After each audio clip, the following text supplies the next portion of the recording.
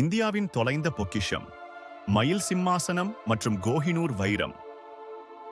இந்திய வரலாற்றில தொலைந்து போன ஒரு பொக்கிஷத்தை பற்றி தெரியுமா? அது வெறும் பொக்கிஷம் மட்டுமல்ல, ஒரு சகாப்தத்தின் சாட்சி. பீகாக் த்ரோன், மயில் சிம்மாசனம், முகலாய பேரரசின் அதிகாரத்தையும் கலைத்திறனையும் உலகிற்கு பறைசாற்றியது. அதில் உலக புகழ்பெற்ற கோஹினூர் வைரம் பதித்திருந்தது. முகலாய பேரரசர் ஷாஜகான் 1600களில் இந்த மயில் சிம்மாசனத்தை ராஜ பொக்கிஷத்தின் உச்சமாக கட்டினார்.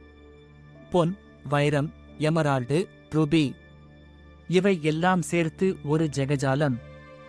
இந்த சிம்மாசனத்தின் மத்தியில் விழுந்ததுதான் கோஹினூர் வைரம். 1739இல் பாரசீக பேரரசர் நாதிர்ஷா இந்தியாவின் மீது படையெடுத்து இந்த சிம்மாசனத்தையும் கோஹினூர் வைரத்தையும் இரண்டும் பறித்துக்கிட்டு போனார். இன்றைக்கு மயில் சிம்மாசனம் எங்கே என்று தெரியவில்லை. ஆனால் கோஹினூர் வைரம் இங்கிலாந்தின் மணிமகுடத்தில் ஒரு பாகமாக இருக்கிறது. இந்த பொக்கிஷத்தின் கதையை தெரிந்து கொள்வது நமது வரலாற்றை ஆழமாக புரிந்து கொள்ள உதவும். இதுபோன்ற வரலாற்று வீடியோக்கள் உங்களுக்கு பிடிக்குமா? மேலும் பல சுவாரஸ்யமான வரலாற்று தகவல்களுக்கு செல்வோபீடியா இன் தமிழை சப்ஸ்கிரைப் பண்ணுங்க. மறக்காம பெல் ஐகானையும் கிளிக் பண்ணுங்க.